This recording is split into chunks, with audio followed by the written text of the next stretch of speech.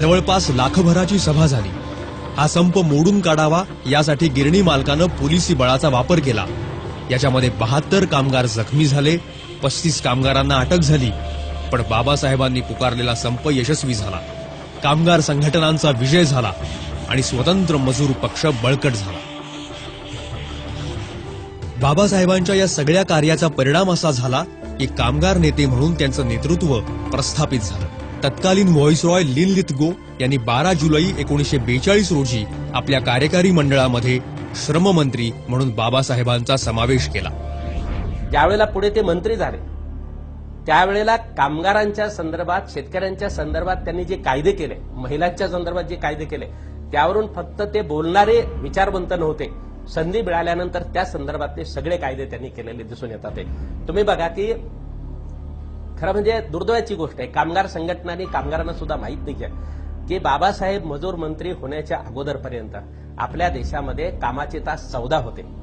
बाबासाहेबांनी कायद्यामध्ये बदल करून 14 तासावरून कामाचे तास 8 तास केलेले आहेत। बाबासाहेबांनी फॅक्टरी ऍक्ट अमेंड केलेला आहे, फॅक्टरी ऍक्ट केलेला आहे। बाबासाहेबांनी प्रॉव्हिडंट फंडाची कल्पना मांडलेली आहे। बाबासाहेबांनी ESIचा कायदा आणलेला आहे।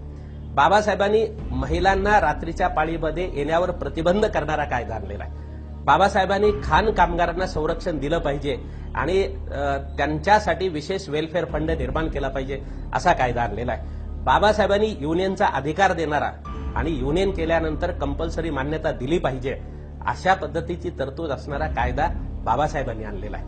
म्हणजे बाबासाहेबांनी एका बाजूला दलितांच्या पिळवणुकीच्या विरोधातला जेवढा संघर्ष केला, जाती व्यवस्थेच्या विरुद्ध जेवढा संघर्ष केला, तेवढाच बाबासाहेबांनी कामगार वर्गासाठी, शेतकऱ्यांसाठी, महिलांसाठी, शेतमजुरांसाठी, समाजातल्या सगळ्या वर्गासाठी त्यांनी विचार केलेला होता। आणि संधी मिळाल्यानंतर बाबासाहेबांनी हा सगळा विचार प्रत्यक्षामध्ये आणण्याचं काम केलेलं आपल्याला दिसून येतं। श्रममंत्री म्हणून बाबासाहेबांनी 7 ऑगस्ट 1942 रोजी मालक, कामगार आणि सरकारचे प्रतिनिधी अशी त्रिपक्षीय परिषद दिल्लीला बोलवली।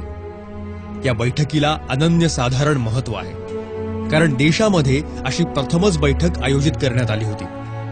या बैठकीचीच फलनिष्पत्ती म्हणजे ट्रेड युनियन्सना, कामगार संघटनांना मिळालेली कायदेशीर मान्यता।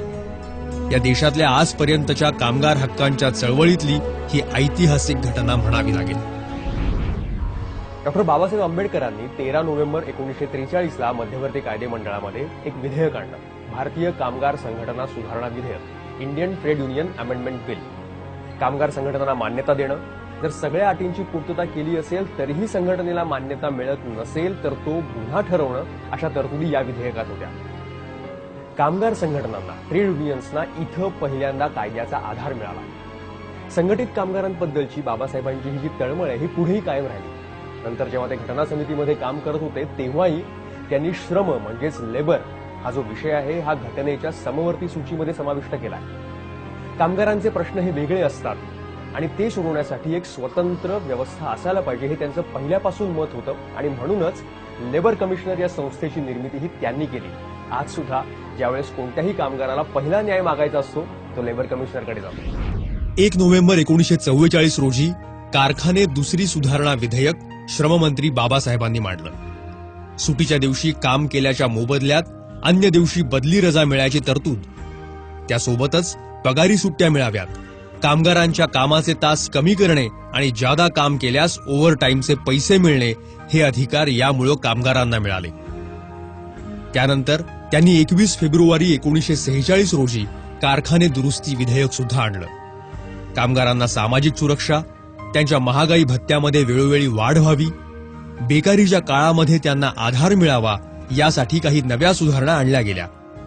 अनेकांना माहिती नसेल पण आजही देशभरातले हजारो सुशिक्षित बेरोजगार नोकऱ्यांसाठी सरकारच्या एम्प्लॉयमेंट एक्सचेंजवर अवलंबून असतात। या एम्प्लॉयमेंट एक्सचेंजची कल्पना ही डॉक्टर बाबासाहेब आंबेडकरांची आणि त्यांना बाबासाहेब आंबेडकरांनीच 9 सप्टेंबर 1944 रोजी श्रममंत्री म्हणून मंजुरी प्रदान केली।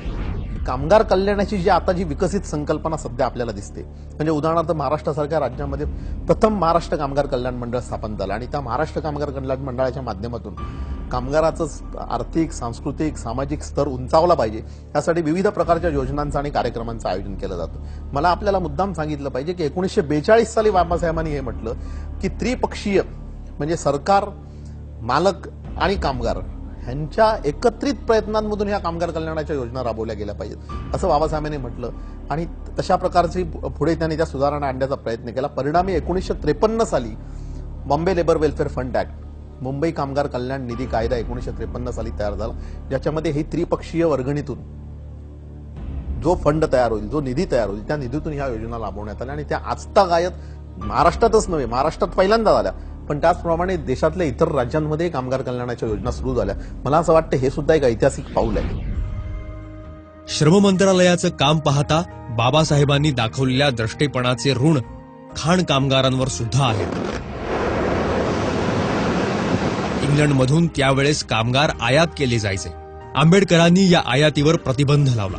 खाण कामगारांमध्ये सुद्धा त्या काळात अस्पृश्यता होती, पण डॉक्टर आंबेडकरांच्या कायद्यामुळे त्या समाजातील कामगारांना सुद्धा खाणीमध्ये आता काम करता येऊ लागलं. खाणीमध्ये काम करणाऱ्या स्त्रियांसाठी तर परिस्थिती याहूनही प्रतिकूल होती. त्यांच्यासाठीही विशेष तरतुदी करण्यात आल्या. खाण कामगारांमध्ये स्त्रियांचा भरणा होता, मात्र त्यांच्या मजुरीचा दर पुरुष कामगारांपेक्षा कमी होता. ही असमानता बाबासाहेबांना कधीच पटणारी नव्हती. त्यांनी तो दर बरोबरीनं आणला.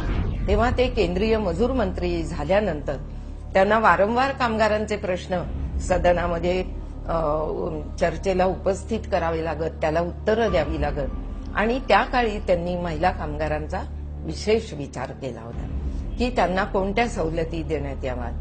खाण कामगारांकरता लोकांना आश्चर्य वाटेल ऐकून, पण त्यांनी शॉवर बाथ